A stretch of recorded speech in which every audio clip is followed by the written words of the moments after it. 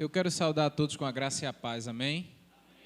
Quero dar o meu bom dia aos irmãos e às irmãs, fazer das palavras do diácono Manassés as minhas, dizer sejam todos muito bem-vindos em nome do Senhor Jesus. Abra sua Bíblia agora em Filipenses, no capítulo 3. Nós estamos iniciando hoje uma série de ministrações, de exposições bíblicas, falando sobre as cartas de Paulo, Hoje nós não vamos falar sobre Filipenses, mas hoje a gente vai fazer uma introdução ao perfil de Paulo. Quem foi Paulo? Na verdade, quem foi Saulo, Esse nome dado de nascença. E a gente vai fazer uma linha etária aí desde a infância do apóstolo até o início dele, a caminhada ministerial. Então, Filipenses capítulo 3, a partir do verso 2. Filipenses capítulo 3, a partir do verso 2, estaremos lendo do 2 ao 7. Filipenses capítulo 3, versos de 2 ao 7. Quem achou diz amém. Diz assim: acautelai-vos dos cães, acautelai-vos dos maus obreiros, acautelai-vos dessa circuncisão, porque nós é que somos a circuncisão, nós que adoramos a Deus no Espírito e nos gloriamos em Cristo Jesus e não confiamos na carne. Bem que eu poderia confiar também na carne. Se qualquer outro pensa que pode confiar na carne, ainda mais eu, circuncidado ao 8º dia, da linhagem de Israel, da tribo de Benjamim, hebreu de hebreus, quanto à lei, fariseu, quanto ao zelo, perseguidor da igreja, quanto à justiça que há na lei, irrepreensível. Mas o que para mim era lucro, isto considerei perda por causa de Cristo. Amém? Fecha teus olhos. Pai, obrigado, Senhor, pela leitura da Tua palavra nesta manhã. Te pedimos que o Senhor fale com a Tua igreja e que possamos sair daqui, Deus, um pouco mais cientes da Tua vontade para cada um de nós. Me usa como instrumento Teu, Pai, nesse momento, em nome de Jesus. Amém. Meus irmãos, como eu disse, nós estamos iniciando essa série de mensagens, todo domingo pela manhã, sobre o apóstolo Paulo e as suas cartas. Na verdade, a ideia não é adorar a Paulo, mas adorar o Deus que fez o milagre na vida de Paulo. Então, nós vamos conhecer a história dele hoje, até o momento da sua conversão. Sei que o tempo é pouco, mas a gente vai avançar na medida do possível para que no terceiro domingo a gente entre propriamente dito nas cartas de Paulo. E aí a gente vai trabalhar textos por texto. Nós vamos trabalhar caminhando. Possivelmente a gente vai passar aí um mês na carta de Coríntios, um exemplo. A gente não vai pular as cartas, a gente vai passar texto por texto, entendendo o que é que o apóstolo estava falando, para que Deus possa estar falando conosco. E aí, nesse texto de Filipenses, na verdade, o apóstolo, ele vai trazer uma biografia breve da sua vida, uma biografia meio que resumida de quem foi ele antes de ter um encontro com Jesus. E aí ele vai dizer que ele era circuncidado, versículo 5, circuncidado ao 8º dia, da linhagem de Israel, da tribo de Benjamim, hebreu de hebreus, quanto à lei, fariseu, zeloso, perseguidor da igreja, e quanto à lei ele era irrepreensível. Então, quem era o apóstolo Paulo? Na verdade, ele tinha um nome de nascença que era Saulo, como os irmãos sabem, e é bem verdade que ora ele era chamado de Paulo, ora era chamado de Saulo. Saulo era o nome de nascença que tinha um carinho pela mãe.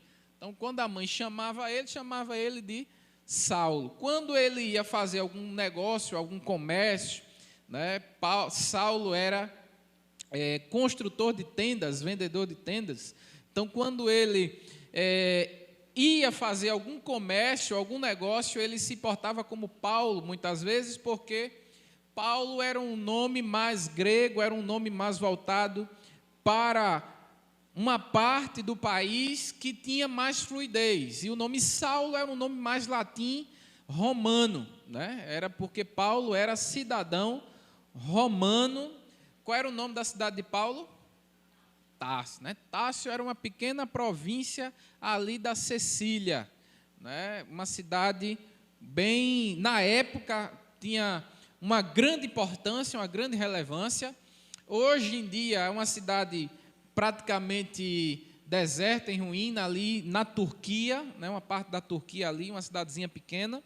E Paulo era dali, né? Paulo foi tirado, normalmente levado pelo seu pai e sua mãe para morar ali em Tarso. E a história vai dizer que Saulo aprendeu desde pequeno a lei, a Torá do Senhor, né? Todo mundo sabe que a criança naquela época ela tinha que aprender a Torá. Não tinha o perfil de colégio que se tem hoje, né? Hoje a criança vai para o colégio. Não. Naquela época, os filhos, nos primeiros anos de vida, eles aprendiam com os pais, né? O pai sentava, a mãe, né, ensinava a lei de Moisés, a Torá. Só adorarás o teu Deus, não terás outros deuses além de mim, não cobiçarás a mulher do teu próximo, não é? Não só o Pentateuco, não só o Decálogo, né, os 10 mandamentos, mas toda a lei de Moisés. A saber que Saulo era tão apegado à lei, vai ter textos históricos que nos umbrais da porta da casa de Paulo, e era comum nas casas naquela época do judeu, né, ter ali a mesosá, né, mesorá, um nome assim, um nomezinho que se dá, colocar em cima uma caixinha pequena, né, colocava no umbral da porta ali, que essa palavra mesorá, na verdade, mesosá, significa umbral, né? Então, quando você chegasse na casa de um judeu, tem uma caixinha lá que era pendurada em cima do umbral da porta ali, e ele tinha que tocar ali naquela caixa, beijar a mão, né? Porque dentro daquela caixa estava lá a lei, né? Estava lá a Torá de Deus num pergaminho pequeno. Então veja que era um ritual, vamos assim dizer, né? O católico hoje em dia tem um ritual. Quando o católico passa na frente da igreja católica, o que ele faz? Né? O sinal da cruz, né? Isso é uma liturgia, um ritual que ele faz. E o judeu tem muito disso. Então, Saulo aprendeu ali a lei, a Torá com seus pais. Quando foi dando 9 anos, 10 anos de idade, a lei dizia que ele tinha que ser pego pelos pais, levado até a sinagoga e deixado aos pés do rabino, né, do mestre ali, do fariseu da lei. Então ele foi, e era uma cena engraçada porque hoje em dia tem o quartel, né? Vai fazendo 18 anos, o menino vai para o quartel. E ali tem um ditado, quem se viu ao quartel aqui? Levanta a mão aí. Poucas pessoas, né? Você viu o quartel não, Manassés? Não, é muito alto, né, Manassés? Então, eu também não servi o quartel, né? Mas quem se viu diz que tem um jargão lá que diz assim, aqui o menino chora e a mãe não vê, né? Por quê? Porque lá eu não tenho a mãe para passar a mão na cabeça, né? Oh, meu Deus, meu filho, né? Então, lá o menino chora e a mãe não vê. Naquela época tinha algo assim também, porque a mãe ia, né, segurando a mão do menino, 9 anos de idade, com o pai, deixava o menino lá e sabia que ia passar anos, talvez, sem ter aquela relação de mãe e filha de novo. Mãe e filho, né? Então, ela ia embora chorando, deixava o menino lá, e o pai ficava lá algumas horas, né, para ver o processo de adaptação, né? Então, o menino sentava, mas com 30 outros meninos lá, dobrava as pernas, sentava e ficava ouvindo português, matemática, não, a Bíblia, a Torá, né? Olha, Deus de Abraão, de Isaac, Jacó, é assim, fez isso, no primeiro dia, no segundo, no terceiro, e aí o pai via que o menino ia pegando gosto do negócio, ele ia, virava as costas e ia embora para casa. E aí, a vida agora, o crescimento do menino era aos pés do mestre ali, aos pés do fariseu. E Saulo foi um jovem que se destacou. Saulo foi um jovem que em tudo o que ele fez, ele amou o que fazia, ele adorava a lei, ele queria seguir a lei, e ele decidiu dele mesmo se tornar fariseu, doutor da lei. Todo mundo sabe que quando faz 13 anos, né, completa ali 13 anos a criança judia, o mestre olha para a criança e diz, olha, esse realmente aprendeu e ele vai ter caminho, ele vai ter futuro na lei. Então, ali se fazia uma festa, né, que é chamada de bar mitzvah, né? E esse bar mitzvah, né, ali a criança tinha uma festa e ele tinha que recitar textos bíblicos, tinha que recitar a Torá, tinha que fazer alguns juramentos. Era feita uma grande festa, chamava o pai, né, e ali ele era colocado uma pulseira não, mas uma faixa, um bracelete, né, ali no braço dele, colocava também um pergaminhozinho ali da Torá, né, e ali ele seguia a caminhada dele aos pés da lei. Era a lei que acontecia. Paulo aprendeu aos pés de Gamaliel, né? Gamaliel foi um grande mestre da lei. Vocês vão lembrar dele, né, quando Pedro ali está tentando o seu ministério e os fariseus tentam parar, né, e aí ele chega a Gamaliel e diz, olha, não impeçam, porque se for de Deus, vocês vão estar impedindo a obra do Senhor. Agora, se não for de Deus, por si só, ele vai se desfazer, né? Gamaliel é um grande mestre e Paulo e Saulo aprendeu aos pés dele. E aí o tempo foi passando, né, as coisas, o próprio Gamaliel tinha um ditado com ele, que ele dizia o seguinte, né, não só Gamaliel, mas todos os mestres da lei diziam o seguinte, quem não tem trabalho, vira ladrão. Quem não tem trabalho, vira ladrão. Por que ele dizia isso? Porque ele dizia, olha, se você não tem de onde se sustentar, você vai tirar dos outros. Né? Era uma coisa interessante, né? E hoje em dia tem muito disso. Se você não tem de onde se sustentar, você vai e tira dos outros. Aí Saulo foi fazer o quê? Foi aprender um ofício de fazer tendas. Né? E aí voltou para Tarso, foi fazer tendas e continuou a sua caminhada, não só profissional, mas também a sua área da lei, a sua área fariseica, né, da parte.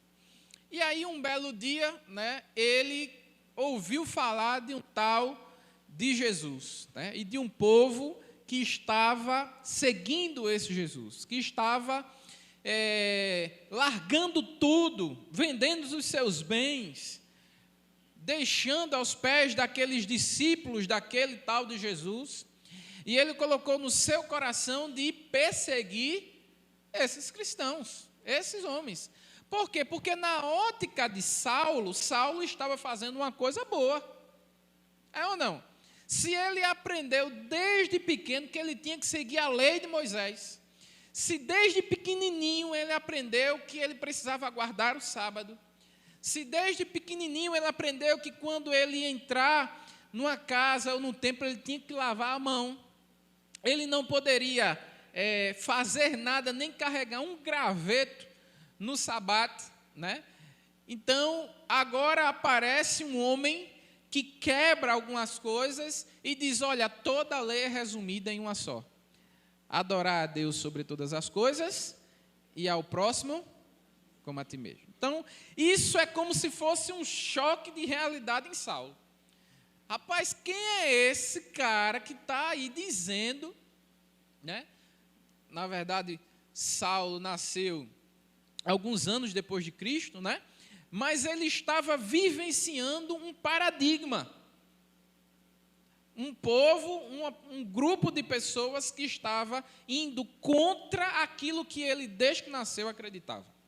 Então, ele colocou no seu coração perseguir esse povo, perseguir essas pessoas. E eles faziam isso não em nome de Saulo, mas em nome da lei. Tanto é que um dia ele chegou para os doutores da lei e disse, olha, eu preciso de autorização para ir até a cidade ali. Qual foi a cidade que ele estava indo a caminho? Damasco. Preciso de autorização para prender, chicotear e punir aqueles irmãos que se chamam cristãos lá na cidade de Damasco. E aí ele recebe carta, né? Só que antes ele tem um momento, né? Se encontrou com Estevão, né? Um diácono do Senhor, um jovem homem de Deus, que seguia Jesus até a morte, né?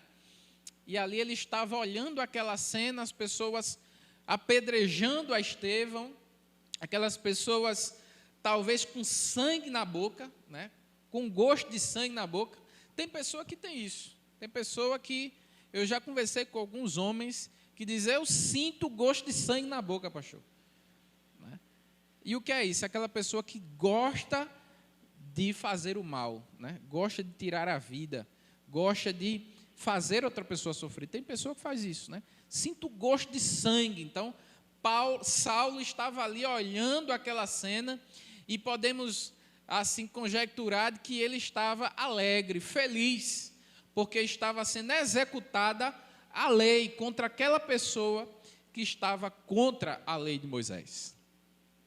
E aí ele vai, né, o livro de Atos vai trazer este momento aí, em que ele está a caminho de Damasco, quando de repente uma grande luz aparece, né? Uma grande luz aparece, e uma voz vinda do alto dizendo o quê? Saulo, Saulo, por que me persegues? E aí a Bíblia vai dizer que ele cai do cavalo naquele momento, olha para um lado, para o outro, os amigos, os companheiros de viagem também escutam a voz, mas não veem ninguém, e ele diz, quem és que está falando? Eu sou Cristo a quem você está perseguindo. Então, naquele exato momento, né, houve ali um encontro de Saulo agora com o Senhor Jesus Cristo. E aí podemos tirar algum aprendizado disso aí, porque já são 10 horas. Diante de tudo isso que nós ouvimos desse crescimento do apóstolo, de toda a educação que ele teve, zeloso com a lei, ele podia praticamente ser aquele jovem rico, né, quando teve aquele encontro com Jesus, e Jesus disse, olha, o que você faz? Ele disse, Senhor, eu guardo o sábado, eu ajudo, sigo toda a lei de Moisés, né? Ajudo os viúvos, os órfãos, viúvos. Aí Jesus disse, vende tudo que tu tem aí, vai e me segue. Aí ele se entristeceu e foi embora. Mas aquele jovem seguia a lei também, e Saulo era isso. E ele perseguiu a igreja em nome da lei. Na ótica dele, estava correto. E agora ele tem um encontro com esse Jesus, o perseguidor. O que é que nós podemos aprender com isso? Muitas das vezes, nós estamos vivendo de uma forma que, na nossa ótica, é a forma correta de se viver. Muitas vezes nós estamos fazendo uma coisa e acreditando tão fiel naquilo, porque a gente nasceu e aprendeu daquele jeito, porque a gente aprendeu com os pais, e nossa infância, juventude, até a idade adulta, foi daquela forma, e muitas vezes nós pensamos que estamos fazendo o que é certo aos olhos de Deus, mas diante de Jesus, aquilo não vai edificar a tua vida. Perceba que nesse texto de Filipenses que nós lemos, no versículo 7, ele vai dizer, tudo que para mim era lucro, isto considerei que era perda. Por quê? Porque quando nós vamos nos encontrar com Jesus, precisamos nos despir daquela nossa, talvez, ciência que nós achamos que temos. Muitas vezes nós enchemos o nosso peito, dizemos que somos alguma coisa, que podemos porque temos dinheiro, porque temos um carro do ano, porque estudamos na melhor escola que nós, do nosso bairro, do nosso estado. Mas quando nós encontramos com Jesus Cristo de Nazaré, precisamos entender que nós não somos ninguém diante dele. Nós não somos nada, merecemos nada, e se não fosse ele, a gente estava caminhando para o inferno. Mas louvado seja Deus, porque em algum momento da nossa vida, aquela mesma luz que raiou para Saulo, raiou para nós também. Percebe? Percebe que todos nós que estamos aqui estávamos talvez em algum momento igual a Saulo, pensando que a gente estava fazendo certo, mas não vale nada diante do Senhor Jesus, e que a graça dele é que nos alcança.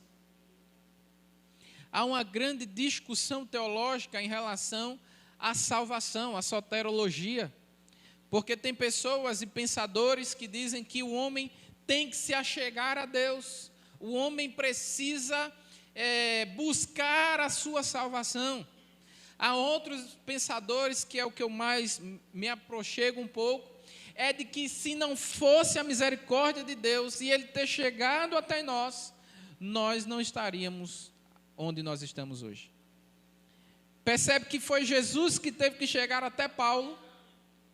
É Jesus que tem a sua misericórdia para cada um de nós. É a graça dele que nos alcançou, porque se fosse de mim mesmo, eu não conseguiria alcançar Jesus. Por isso foi que ele teve que vir. Porque ele estava lá no céu, Pai, não tem condição desse povo aí se salvar. Eles estão perdidos na lei. Eles mudaram tudo que tinha lá atrás. O que o Senhor deixou, eles mudaram. Porque os fariseus, doutores da lei, faziam isso, né? Eles estudavam a Torá e muitas vezes eles eram literais na interpretação. Né? Perceba que esse texto, né? Esse texto de Deuteronômio 6, do 4 ao 9, vai falar sobre a mesosar, né? Vai falar sobre isso. Você pode anotar depois e ler em casa. Deuteronômio 6, de 4 a 9 e 11, de 13 a 21. Vai falar que Deus diz assim, olha, esta lei coloque sobre os umbrais das portas. Na verdade, Deus estava dizendo, coloque no seu coração. Coloque nos umbrais, na testa, coloque na mente, coloque no seu coração. O que é melhor, está na porta de casa ou está no seu coração? Coração. Aí tem pessoa que você chega nas casas, aí está aquela, né, um quadro bem grande, né? O Senhor é o meu pastor e nada me faltará, e bota lá. Ou então tem gente que pega a Bíblia, abre lá no Salmo, aí deixa lá no meio da estante. Rapaz, aquilo ali não vai adiantar de nada. Salmo 91, né? Não vai adiantar de nada se você não praticar no seu coração. Por isso que precisamos entender que esses fariseus mudavam a lei. Não é que, mas tinham uma interpretação. Por exemplo, vamos pegar um exemplo aqui, né? Guardar o sábado. Jesus batia muito de frente com os fariseus por causa de guardar o sábado, né? E eles eram ao ponto, né, de dizer, ó, não leve nenhum graveto, não segure, não levante nenhum graveto. Aí Jesus vai dizer, olha, se um boi, você tira seu mantimento, sua comida, seu leite, você depende desse boi, cai num buraco, e é num sábado, você não vai tirar o boi de lá, não? Vai deixar ele morrer? Vai tirar no outro dia? Para deixar no outro dia, porque é sábado? Né? Então perceba que Jesus, ele quebra paradigmas. Jesus, ele quebra aquela ideia de religiosidade. Jesus não quer pessoas religiosas. Jesus quer pessoas fiéis à sua palavra. Jesus quer pessoas que, quando estão diante dele, derramam as suas lágrimas e dizem, Senhor, eu não sou nada. Tudo que eu aprendi não é nada diante da tua presença. Tudo que eu sou, o que eu sei, quem eu fui e o que eu há de ser, é para a honra e glória do teu nome, Senhor. Por isso nós precisamos aprender essa primeira lição com Paulo. Paulo, quando encontrou a luz e a voz do Senhor, naquele exato momento, ele deixou tudo para trás e foi seguir a Jesus. No último versículo ele vai dizer, versículo 8 de Filipenses, se você ainda tiver com a Bíblia aberta, eu já estou encerrando. Diz o seguinte, sim, deveras considero tudo como perda, por causa da sublimidade do conhecimento de Jesus Cristo, meu Senhor, por amor do qual perdi todas as coisas, e a considero como refúgio para ganhar o Senhor Jesus. Perceba que Paulo está dizendo assim, ó, olha, tudo isso eu deixei de lado para me render à sublime sabedoria do Senhor Jesus Cristo. Nós não sabemos de nada, é Ele que sabe todas as coisas. Nós não somos nada, é Ele que tem tudo para nos dar. Então Paulo agora entendeu que ele não perdeu a sua vida toda, mas ele entendeu que nada disso se compara à majestade real do Senhor Jesus Cristo. Que Deus coloque essa palavra nos nossos corações. E que você possa sair daqui nessa manhã com este entendimento inicial. É só uma introdução ao estudo das cartas de Paulo que a gente está vendo. Primeira coisa que nós aprendemos. Paulo aprendeu tudo isso na lei, fariseu, perseguidor da igreja, levantando a bandeira da lei. Mas ele, quando encontrou-se com Jesus, jogou tudo fora para se render à graça dele. Nas nossas vidas também é da mesma forma. Não pense que você é, que você faz, ou que você é alguma coisa. Nós não somos nada e precisamos da graça do Senhor Jesus. Fica de pé e vamos orar nesse momento. Tinha bastante coisa aqui, mas como a hora é apertada e nós temos a escola dominical daqui a pouco, vamos, terceiro domingo, retomar, né, e a gente vai estar anunciando aí o pessoal do marketing aí de mídia, qual vai ser a carta que nós estaremos iniciando a partir do terceiro domingo. Pai, nós te agradecemos, Senhor, por esta palavra, breve, Deus, mas que muito proveitosa ao nosso coração. E que nós possamos entender, Pai, que não é pelo nosso conhecimento, não é pelo nosso intelecto, mas é pela Tua graça em nossas vidas. É pelo Teu amor, Senhor. É pela Tua misericórdia que se renova a cada manhã no nosso meio. E que se não fosse o Senhor, nós não estaríamos nem aqui.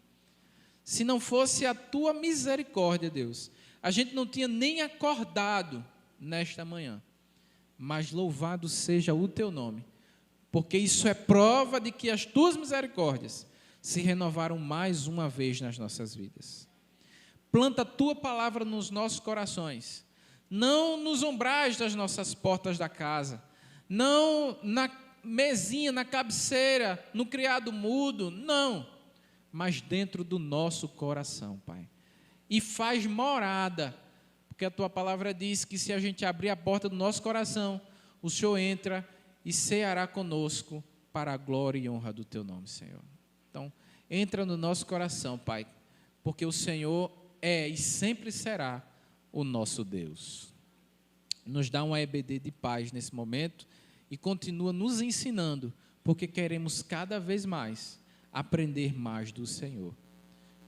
Nos dá um domingo de paz. E à noite, Senhor, possamos voltar e Te render glória e louvor. E que, se assim for da Tua vontade, vidas possam se render aos Teus pés nessa noite. Para que haja não apenas festa na terra, mas para que haja festa também no céu. Essa oração que nós Te fazemos em nome de Jesus. Amém.